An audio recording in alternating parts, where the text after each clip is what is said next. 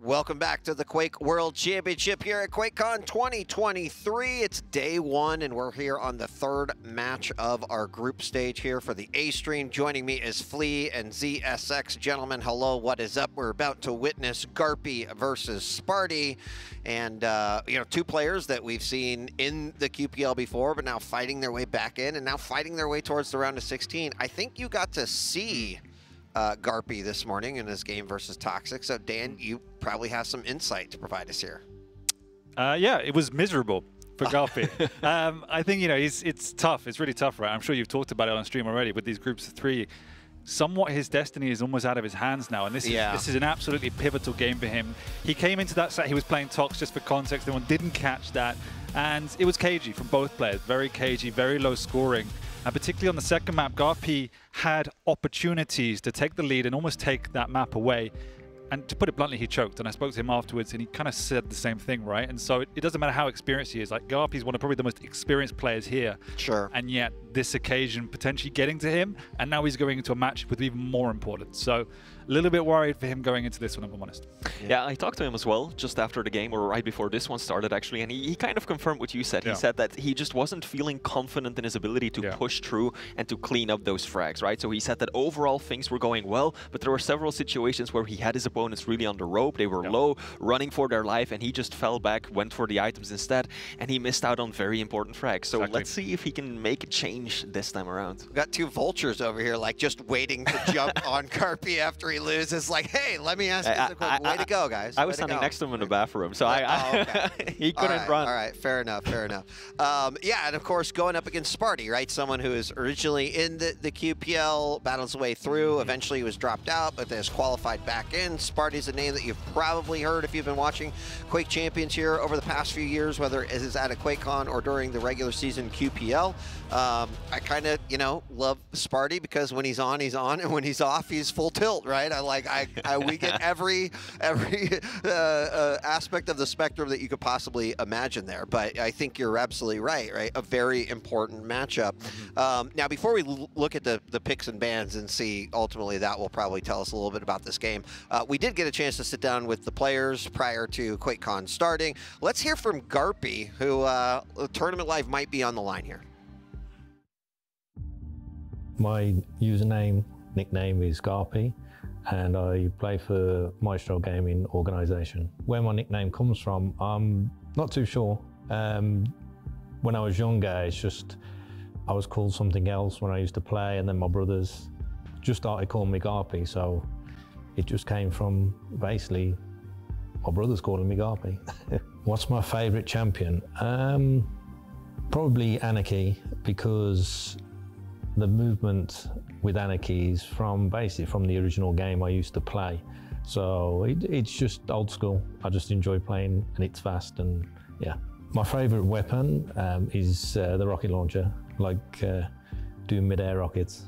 I'm quite well known for it, so it's got to be my favourite weapon. Is this my first QuakeCon? No, I've done quite a few QuakeCons. I'm quite old when it comes to esports and competing. I've probably been playing for over 20 years competitively, and this is probably my 7th or 8th QuakeCon now. But yeah, it's always nice coming back to Dallas to compete. I'm actually playing 2 of my old mates, so I'm excited to play these because we've just got a long history. We've played in a lot of different games together, so it'll be interesting who actually gets out of the groups. So I'm looking forward to playing them. I'd like to say, well, Razy is my teammate. He's normally always in the final of pretty much every QuakeCon, so it'd be nice to see him actually win it. But also my other teammate, Wenger, he's playing really well. I've been playing them 2 a lot in practice, so they're both in good shape. So I'll be surprised if one of them isn't in the final. I'd just like to say thanks to the sponsors, Logitech, for sponsoring us, and Maestro Gaming for supporting all the team and just being awesome. definitely a veteran in the Quake scene. You know, he mentions 2 of my mates, and we kind of joked about how this is the senior league group a little bit. It's okay. It's okay. You know, but you know, really great to kind of hear from GARPY in that regard. I think this is a pretty tough matchup, right? Maestro looking to try to keep all their players alive and sending them into the round of 16, and this match is going to be one of those that will determine if that's going to happen or not. Yeah, and I think you mentioned it already, the highs and lows of Sparty, so a lot of it rests on how well Sparty's playing. I've seen in practice him taking maps off the best, but also getting absolutely smashed. And something I saw from GARPY in the first series today is that he was playing quite slow and quite passive, which is maybe more defensive than he usually would, but at the same time, if he adopts that play style and allows Sparty to play into him, we might see Sparty over-aggressing, and then that might be where that spiral begins, but it also depends if Sparty's connecting, then it could be game over before GARPY knows what's happened. Yep. I mean, Sparty this morning said that he was feeling good. Had an opportunity to sit down, talk to him for just a few minutes, and he said that he's been sleeping all right. He said his head was still feeling a little bit heavy, right? Sparty always gets up to the party. We know him. But, I mean... Whoa, I saw him in the gym at 6 a.m. You saw him at the gym at 6 a.m.? Yeah, and he was complaining about other people partying. Yeah, he is matured. He is matured. All right, okay. All right. New Sparty, new game. There we go. There we go. Well, let's take a look at the picks and bans here and see what we've got in front of us for this matchup.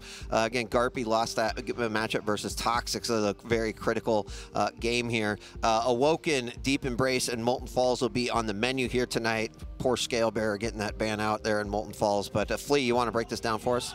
Yeah, no surprises with Anarchy and Athena being banned. I mentioned it earlier. They are the 2 most banned champions in the league right now. So on Awoken, we're getting Ranger versus Strog.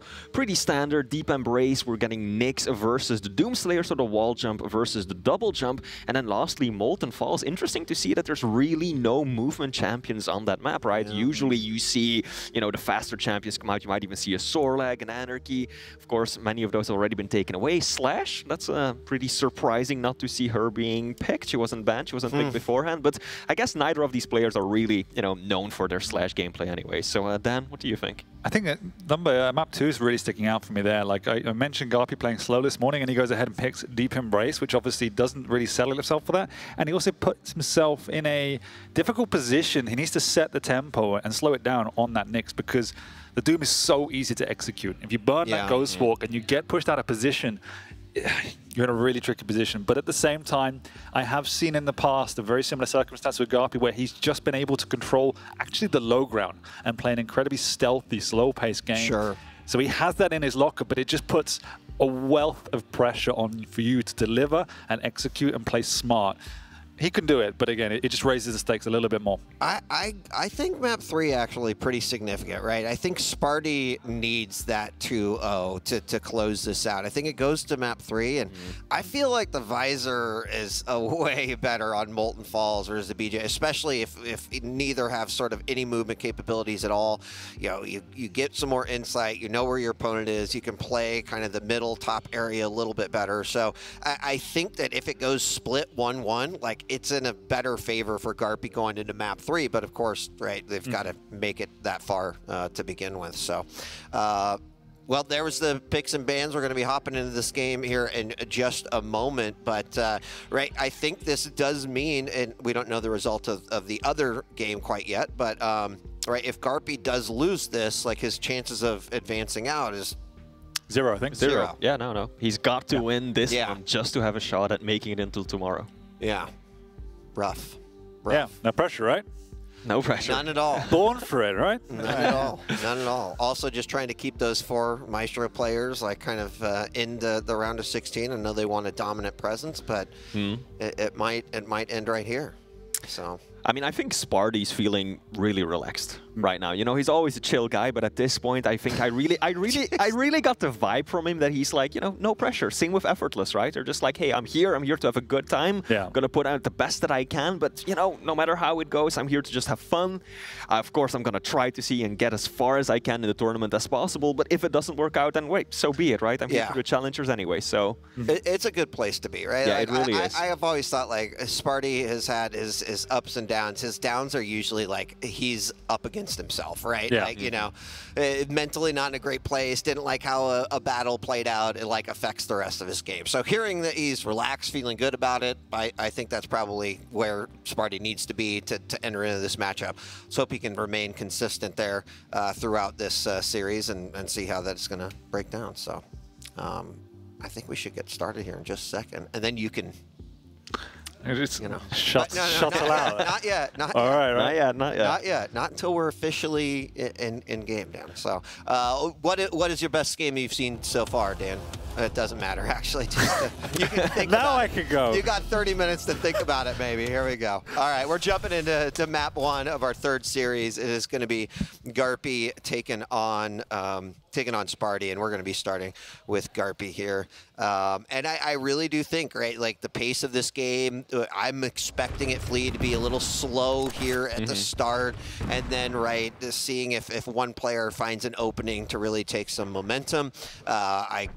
You know, I still think that SPART1E can be an emotional player. Sometimes that's great, right? Like you're doing great, you drive that emotion. Other times it can kind of be your own worst enemy. So we'll have to see how it plays out. Ooh. I think the main thing that I'm going to be looking out for is just how GARPY capitalizes off of the advantages that he's able to secure, right? That's the one thing that he mentioned to me, that he felt not as confident to really push on the advantage that he got, to clean up the kill, to secure the frag. So that's what I'm going to be looking out for in this series. Does he have that confidence now that once he's got the upper hand and the opponent's on the ropes, to finish it off and to secure himself the frag and the lead? Yeah, and of course control is such a big part here of Awoken too, which is probably one of the reasons why we'll see a little bit slower play, to see if there's an opportunity to kind of take some full control here. We do see GARPY on the lower end of that Mega. It's going to orb back up. Oh, interesting exchange into the midair, but there was a trade. GARPY was in a great spot there. The Mega was right there to be taken, but it ends up in a 1-1. And look at that little pinata of weapons and Mega health that's just sitting there after that one. I could see why GARPY was shaking his head, because I feel like that should have been his clean frag. It should have been, yeah. I think he orbed just not far enough to get into the Mega. He was hoping to be able to just secure the item, but now no one really did. And then it's set up there for a while. SPART1E, or GARPY, actually had the opportunity to go up the bounce pad and to take it scot-free, but he wasn't sure, he wasn't convinced that SPART1E wouldn't be able to rush him down with the LG, so he let it up. Big rocket, Mega not up for another second, and GARPY. Really well done. I mean, that rocket hit direct. He smelled blood, immediately went after it. It was a great follow-up. There's an orb coming out that does maybe look like he's going to get away, but unfortunately not. And suddenly SPART1E now up by 2 additional frags in that first exchange there. Not that big of a deal. GARPY does bring it back, does some nice damage. That's going to stop SPART1E just a little bit and give him some room, give GARPY some room to breathe here. But SPART1E still with some nice control here. I love that GARPY was talking about his air rockets in his little interview, and then bam, he just shows us exactly what he's made of. That could have backfired really easily, right? Like, oh yeah, you're gonna air rocket? Yeah, no, nailed one in the first 30 seconds. I love it. Absolutely. Now GARPY actually the one with the stack advantage, heavy up in just a few seconds. GARPY is in position to secure it. This is a good opportunity for him to start building that baseline. Get that stack up. Nice, cheeky rail as well. SPART1E on the back foot. Has to give up some critical positioning right here, and this is excellent for GARPY. He's got both of the major items. Yeah, I mean, we mentioned control, and that's exactly where you want to be. Like, SPART1E wasn't really in a spot to be able to move back there, and GARPY is going to finally pick it up, having control of both major items, gives him an opportunity to really go in there. Does bring it back to 1 frag, and now, you know, SPART1E kind of starting back from square zero, having to get all his weapons, make sure that he has what it takes, and that leaves a door of opportunity here open for GARPY. I think he's really got to be thinking about trying to hold on to this control. Going to go on to Mega. He misses it. Does some damage off the top of it, but these major items are actually so close to one another right now. It is going to be harder to get control of both again. I was thinking the same thing. GARPY picked up heavy immediately. I think Rocket jumped over to Mega, and if you do that, you know, you're not leaving yourself a whole lot of time for the next rotation. So it can really help you out if things start going wrong, but if you remain in control, you kind of want to have a little bit of breathing room. Not just to get to the item as fast as possible, but also to evade your opponent or to apply pressure in between taking those items. Oh, interesting exchange, and there we are going to see SPART1E finally get his hands on a Mega after that one. GARPY getting hit with a couple of rails. This time, SPART1E looks like he wants to come after it. LG out, and he does manage to get it. That's going to put him up one more, making it 2-4, not quite halfway through this game. And I like the pace that we're playing at. Like, both these guys are bringing it. I think SPART1E, I like to see his range game a little bit here, Flea. Like, he's doing a good job. He's poking, and he's hit some very nice rails, and now he's going to be able to hold on to that Mega. Now, still not a whole lot of time between these two major items, and it probably would be beneficial if there was an opportunity to do so, to try to, you know, separate that just a little bit. But so far, SPART1E doing good ever since kind of taking that initial lead. Absolutely, he's still 2 frags up. He's really drawn to this part of the map, right? And that's yeah. not something you see a lot of players do, really sitting underneath that little pedestal with the tri-bolt on it. He's going into this with a plan. He's setting up for those traps. He wants to be a little bit sneaky, especially now that GARPY is stacking him, outstacking him by a significant degree. I mean, that's what worries me about that position that he's playing a little bit, is that it doesn't set you up to kind of go after those major items in the best way that you probably want to, but right, like whatever works, I think. I mean, it did already go wrong, right? Right, yeah. He got screwed over big time when GARPY really pushed in with the orb, so I don't know about that position. Yeah, well, we'll see how it plays out. Right now, we've got a full stack, both major items picked up there by GARPY. SPART1E doing a good job of sort of plucking away at some of that stack and trying to, you know, open up a door of opportunity, but he's still in the lead, so he's got some room to work with here. I think he just really wants to try to break up GARPY's overall control that he's got. Now, 4 minutes left, still in a good spot. There's a great rail coming out. He needs to keep hitting those. Gone quite a few misses since then, but now GARPY from the top. SPART1E still looking for any opportunity he can to just kind of poke away with those rails and then try to go in and do some damage. But I like how GARPY's approaching this. He just, I think, is being patient, going to keep control. Maybe there's a window of opportunity and he can jump. Yeah, he's definitely still got time to work with. Now, on SPART1E's end, he also has to be careful that he doesn't get too defensive just yet. Like, 3.5 minutes left to go. That's a lot of time to burn. He cannot go plus back and just run down the clock just yet. He needs to continue challenging for the items, try and do damage, keep GARPY at bay. And that's exactly what he's been doing, right? Look, a lot of decent damage with the tri-bolt, with the rail, secures himself the Mega. Actually got a stack advantage right now. A little bit of damage with the Peeker. Ooh. Solid play from SPART1E. Yeah, and I mean, I liked his positioning much better than that one, right? He was able to fight for security of the Mega. And, you know, not probably going to make it over to the Heavy, but even taking one of the major items away is going to be helpful for him in playing, right, the more defensive game that he's playing right now. So I like him up here in the middle area. He's going to, unfortunately, give up Mega yet again. So, you know, I wouldn't say the best showcase of control from SPART1E, but he's playing and approaching these fights in a very intelligent manner, and that's why he's up by 2. Heavy's about to spawn, 5 seconds out. SPART1E's the one in position. GARPY makes a push, though. SPART1E being pretty sneaky, but missing an important shot right there. I felt like that was hesitation a little bit. It looked like it, you know? Which I get it. I don't want to give up this 2-frag lead, but at the same time, I felt like there was an opportunity. Oh, yeah. Oh no. Great Peeker. So much damage. He should have been dead. But that defensive Peeker. There we go, GARPY. He risks it.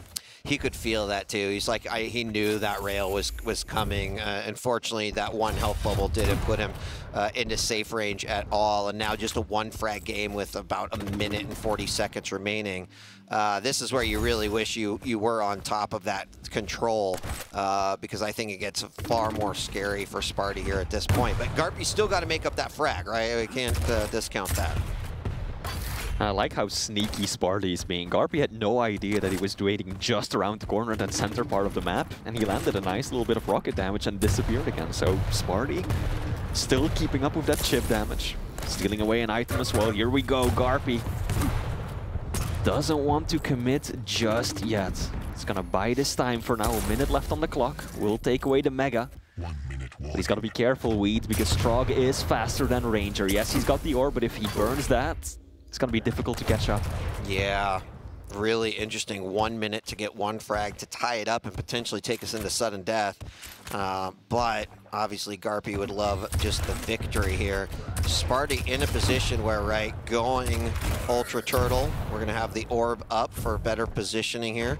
GARPY taking a look at that clock. You could see, all right, he's got that mega. He was hoping that SPART1E would go up the stairs, and he wanted to just catch him with the orb to the face, but now he doesn't have the orb. Ooh. 20 seconds left, he's got to go. This is the exact situation I was worried about, Wheat. No orb, it's not going to be up in time.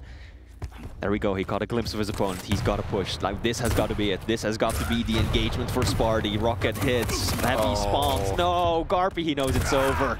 Oh, that was so rough too. And SPART1E with the rail to make it 5-3 for that first game win. Gosh, that last little bit right there. I mean, agree with the rocket jump up to the platform to try to go for an attack. The problem was that he missed the shot, and then SPART1E was able to drop down, grab the heavy, and then it's like, well, shit, what do I do now? I've got to make up this frag. My opponent just got a stack, and there wasn't a whole lot of options there, I think, for GARPY at that point. So SPART1E takes this first game. That opening frag was so interesting because imagine how different it would have been if GARPY would have gotten away with that one clean. He had control for most of the game. SPART1E still played pretty well around it, which I think is impressive in and of itself. But then once he went defensive, Flea, do you think GARPY waited a little bit too long to go in? Yeah. Yeah, no. I was gonna say, like, throughout the first half of the map, I was seeing more confident pushes from GARPY, right? And I was feeling, you know, like he was addressing the issue that he had in his first series of the day. But then, indeed, just as you said, Wheat, I think he just kept putting it off a little too long, falling back onto the item. And again, 30 seconds, 30 seconds, 30 seconds. Before you know it, you're down to the final half a minute. You burn your orb. What do you do then? You've got to take that fight. And then, as you said, kind of messed up the rocket jump. SPART1E steals away the heavy, and that's GG for map 1. Yeah, there's a couple good peekers in there too. I want to call that out, like you know, those perfect sort of launching of the peeker and then dropping into sort of a safe spot, kind of forcing your opponent to engage with peeker.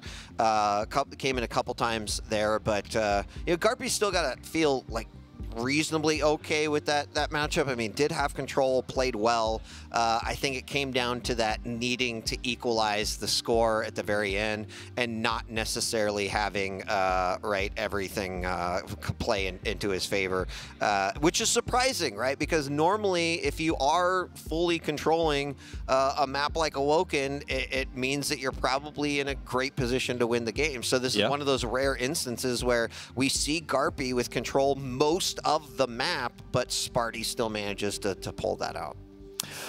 Yeah, exactly. Now, map 2 might be a different story altogether, right? This was Deep Embrace. I believe that GARPY is playing Nyx, and SPART1E was on the Doomslayer. So both have kind of a similar passive, right? Doomslayer is, of course, a lot more versatile, especially around that heavy area of the map. So critically important. But then, of course, Nyx, she's got the wall jump, she's got the invis, she's got a lot of things to work with as well. Yeah, and I think, right, with invis, something I like to bring up a lot, especially on it, like Deep Embrace, you've got your escape utility. You've also kind of got a surprise utility, which, you know, it's a little bit more difficult, I think, on Deep Embrace, just given the size of the map. But having it to be able to work both ways, I think, will be good. Now, if we base this off of rails, too, I would say both players, right, bringing out the rails. SPART1E had a little bit better rail percentage in the last game, I believe.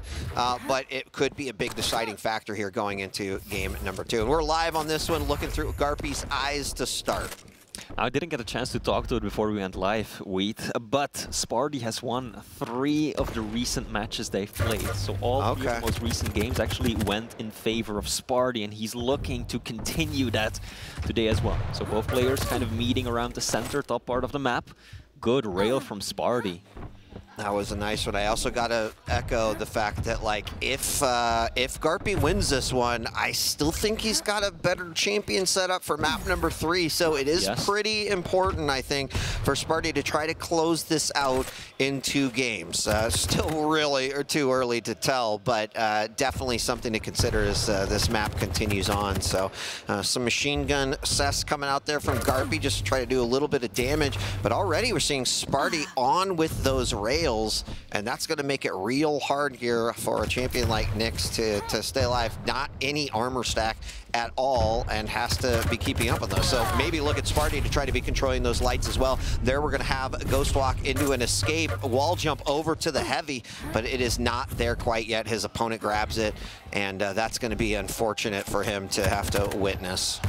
I mean, there's a few maps in the Quake Pro League where weapon denial, in addition to item denial, is very important, and this is one of them. Railgun can be such a difficult weapon to get a hold of, as GARPY has been finding out, and now 10 points of health. SPART1E will finally clean it up.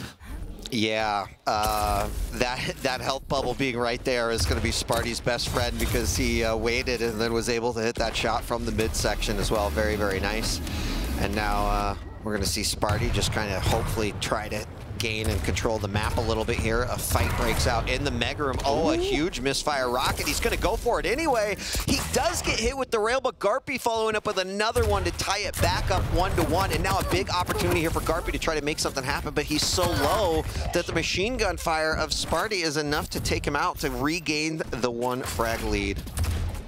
Both players are critically low, but damn, look at these rails. Sweet 4 points of health, even with the heavy to his name. That's not gonna matter much. A tickle of LG, a few machine gun bullets would have been enough, but GARPY unable to catch sight of him when he needed to. And now SPART1E has successfully managed to restack, restabilize. He's already going to set up for the heavy. Railgun, the weapon he still needs, doesn't have the LG either. Oh, man. Yeah, that's why it's one of his favorites there. He has been on target with his rockets in both of these games. That's going to be really helpful here, especially on a map like Deep Embrace. So SPART1E just trying to hold on to this 1 frag lead. We're going to have the mega up here in just a moment, but SPART1E having to back up. Some good tri-bolt, anticipating the pickup of that. And now 3 minutes in, but GARPY smelling a little bit of blood, trying to make something happen with the LG. Pops out a Ghost Walk, 3 points of health, and SPART1E still cleans it up. That's unfortunate. That was all in that passive ability, the double jump. If he didn't have the double jump that allowed him to negate a lot of that damage, then that would have gone very differently. Now also, we've gotta appreciate how well SPART1E has been using that Berserk ability, right? It's really not that useful during fights, but he's been very good at deploying it just to get position, just to run the mega or the item faster than he otherwise would. Yeah, completely agree. You gotta use all the utility in your belt, and he's doing that well. SPART1E holding on to this 2 frag lead. Still absolutely a world where GARPY can make this up, but gosh, SPART1E's rail has been really on point, and I think is the reason GARPY is struggling a little bit, like constantly on the hunt for health and armor. LG out this time, a nice rail. Can he follow up? He finally does to pick it up, and that's got to feel pretty good. It's been probably pretty frustrating to have those opportunities, but not be able to clean it up. Unfortunately, off the spawn there is going to have to give up the mega and takes a ton of damage from SPART1E. In fact, there it is again, constantly on the hunt, and that, you know, that's not helping this game here.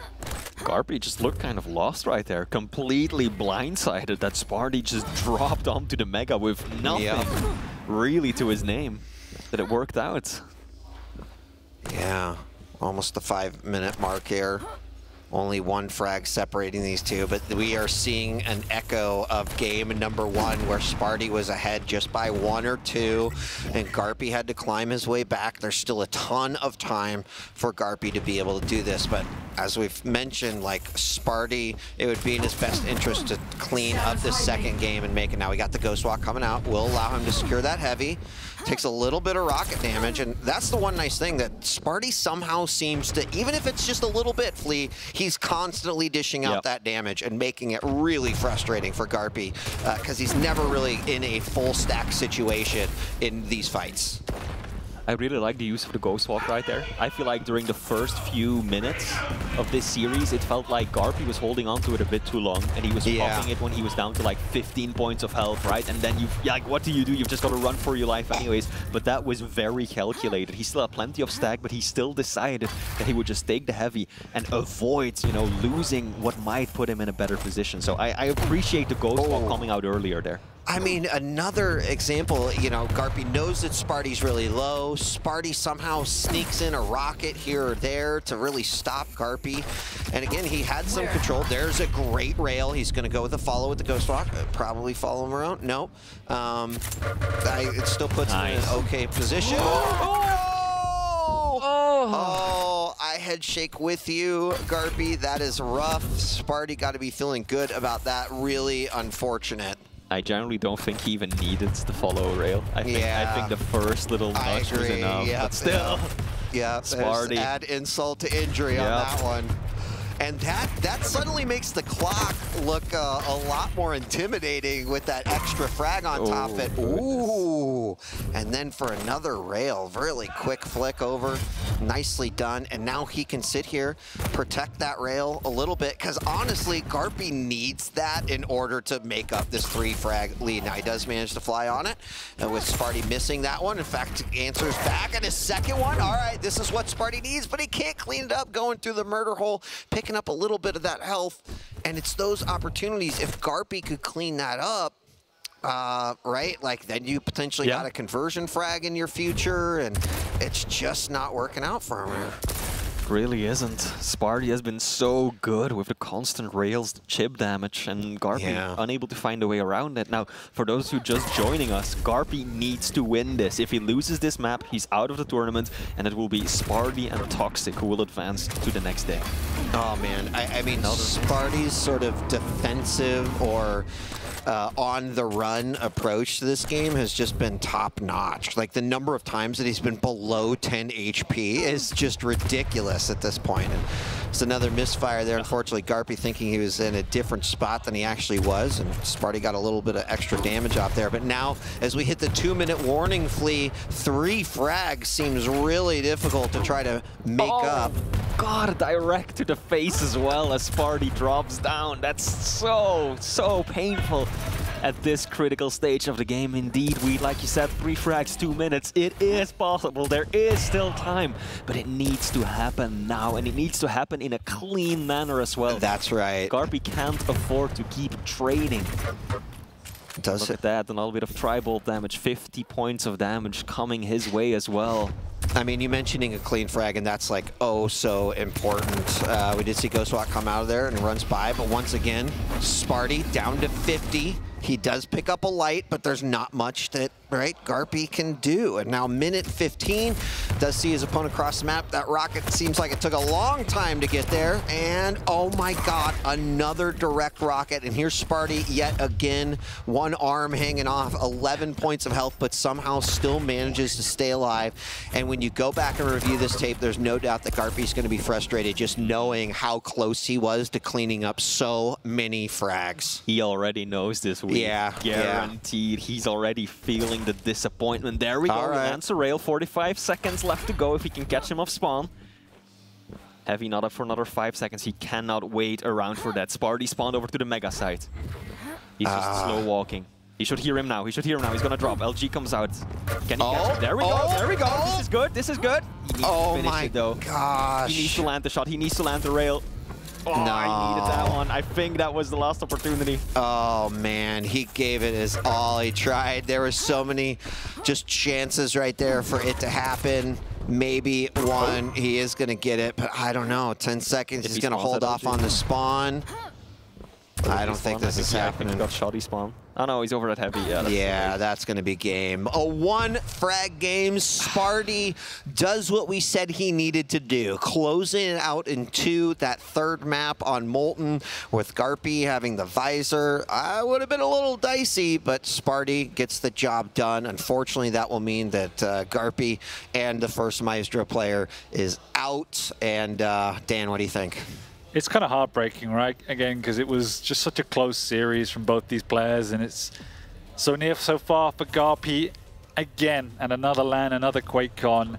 But you got to thank SPART1E. You said he needed to win 2-0. He did the job. You know, he didn't go unnecessarily aggressive. He played restrained, and it's nice to see that level of maturity. You just have to think if GARPY was able to assert himself, it would have been a different set, and it could have been any closer, really.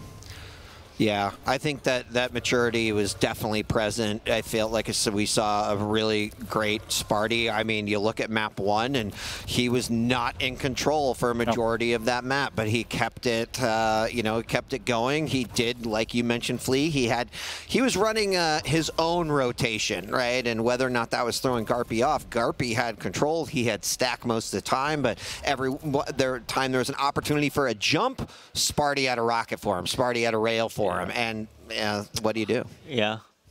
Looking at the stats right there, 43% railgun for GARPY. Is it just me, or did it feel a lot lower than that with how many critical shots he was missing? It felt low, but if you think about how many times that got SPART1E down to under 50 HP, right? Like, yeah, he was actually hitting quite a few. It was the one that was supposed to come after that, Flea. It was that one. I mean, just if you look at the damage, we don't have a total tally right now, but I feel like GARPY did quite a bit more damage than SPART1E did. Like, you can see the tribals, right? So many, like, the defensive shots, the railgun as well from SPART1E. Yeah, like you said, he did his own thing, right? He didn't like just play for the standard rotations, and yeah, it worked perfectly for him. Which I do think is a little bit different from SPART1E that we've seen in the past, right? Where it's like something doesn't go right and it can kind of break down the game. But he adapted very well, and it was good to see him take that 1 and 2. Yeah, and I think it's kind of hopping back to what you said, Flea, and that GARPY didn't feel confident in himself. The fact he had so much control on Awoken, and as you said, SPART1E was on the back foot, but GARPY just didn't ever feel like he had enough to challenge for that. And when he did, yes, SPART1E did what he needed, but I felt that, particularly playing a Ranger, you have a lot of license to push the boat out, and I don't think GARPY felt the risk was there for him to do that, and in the end, he didn't then do enough. True. I still think there's that alternate universe where GARPY cleanly gets that first frag at Mega, and then that game is totally different. But it just goes to show how something that happens in the first 30 seconds could ultimately dictate the rest of the game.